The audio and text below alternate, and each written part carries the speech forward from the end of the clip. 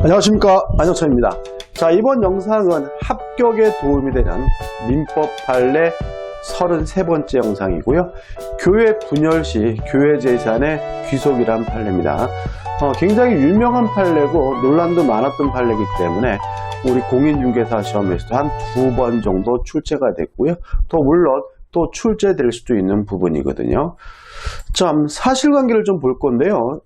제가 지금 말씀드리는 이 교회 종파는 특정 종파와 관련이 없습니다. 원래 이 종파가 아니고요.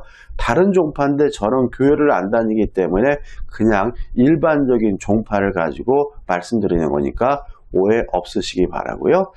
자, A라는 교회가 있었어요.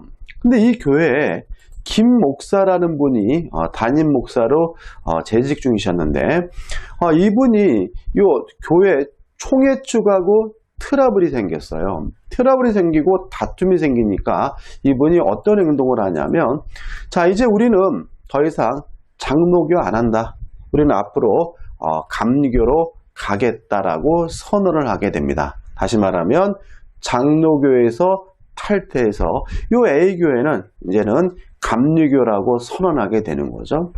자, 이런 행동을 하다 보니까 요 같이 목회 활동을 하고 있던 김 전도사라는 분이 어떻게 화딱지 난다고 신앙을 바꿀 수 있느냐? 그러시면 안 된다. 우리는 계속해서 장로교를 고수해야 된다라고 주장을 하게 되는 거죠. 그래서 이 두 분의 의견이 맞서다 보니까 결국은 요 A교의 신도들도 둘로 나뉘게 되는데, 요 김 목사 측을 따르시는 분들이 한 70% 정도 됐고요. 요 김 전도사 측을 따르시는 신도분들이 한 30% 정도 됐거든요. 그러다 보니까는 요 김 전도사 측 신도분들이 요 교회에서 축출이 돼요. 쫓겨나가지고 고수부지에서 천막을 치고 예배를 보는 사태가 벌어지게 됩니다. 굉장히 유명한 사건입니다. 그러다 보니까 이제 뭐 좀 여러 가지 법적인 문제가 있었겠죠. 근데 이제 요 김 전도사 측이 좀 알아봐요. 알아보니까 어떤 걸 알게 되냐면, 교회는 권리 능력 없는 사단, 다시 말하면 법인 아닌 사단이고, 법인 아닌 사단의 소유 형태는 총유다. 다시 말하면 요 교회는 김 목사님의 개인 재산이 아니고 신도들의 공동 소유인데 그 형태가 총유인데, 총유의 가장 중요한 특징은 지분이 없다는 점이죠. 따라서 교회를 관두면 땡이라는 거죠.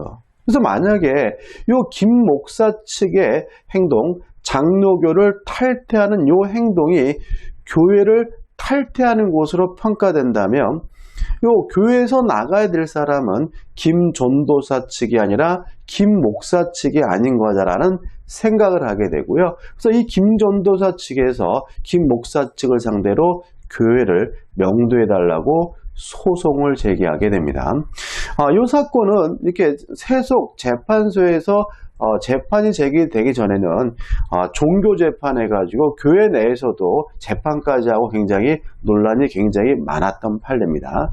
자, 이 문제에 대해서 우리 대법원은 이렇게 이해를 합니다. 첫째, 가부분은 원칙입니다. 자, 다시 말씀드리지만 총유는 지분이 없기 때문에 관두면 땡이에요. 따라서 만약에 교회 신도들이 개인적으로 탈퇴하든 집단도로 탈퇴하든 관두면 땡이니까 교회 재산은 남아있는 교인들의 총유가 되는 거죠. 자, 한번 읽어보면, 교인들이 집단적으로 교회를 탈퇴한 경우 법인 아닌 사단인 교회가 두 개로 분열되기 전 교회의 재산이 분열된 각 교회의 구성원들에게 각각 총유적으로 기속되는 형태의 교회의 분열을 인정할 수는 없다라고 일단 전제합니다. 왜냐하면 관두면 땡인 거죠. 따라서 교회를 탈퇴하는 분들에게는 아무런 권한이 없는 것이지, 집단적으로 탈퇴에 따라서 재산을 분할해달라, 교회를 나눠 갖자, 이런 건 요구할 수가 없다는 거예요. 따라서 교인들이 교회를 탈퇴하여 그 교회 교인으로서의 지위를 상실한 경우 종종 교회 재산은 누구 것이 되냐면 남아있는 잔존 교인들의 총유로 된다는 거죠. 자, 여기까지 읽게 되면은 김 전도사 측이 재판에서 승소한 것처럼 보여요. 자, 여기까지가 원칙입니다. 다만 이제 우리 판례가 예외가 있다는 거예요.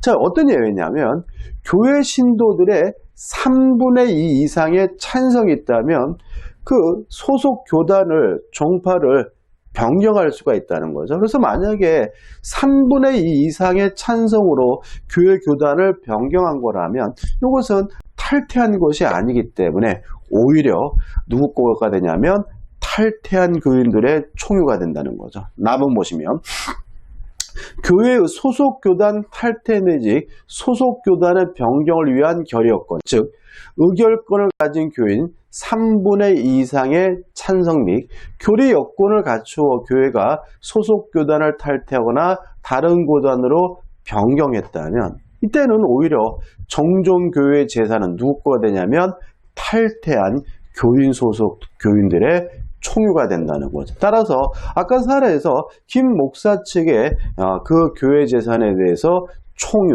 소유권을 갖게 된 것이니까 김 전도사 측을 축출한 것은 정당한 것이고 그 교회에 대해서 명도할 필요가 없다는 것이 우리 판례 입장이 되는 거죠. 자, 정리해 보자고요. 자, 시험 문제에서 만약에 교회가 분열된다 이런 식의 질문이 나오면 X인 거고요. 원칙적으로 잔존 교인들의 총유가 된다. 그럼 뭐죠? 맞는 질문이고 다만 예외적으로 3분의 2 이상이 탈퇴한 경우 3분의 2 이상이 찬성한 경우에는 오히려 탈퇴한 교인 소속의 교인들의 총유가 된다는 거 결론 꼭 기억해 두시기 바랍니다. 저는 여러분들의 합격을 위해서 매일매일 최선을 다하겠습니다. 자, 이 영상이 도움이 되셨다면 구독, 좋아요 꼭 부탁드리겠습니다. 고맙습니다.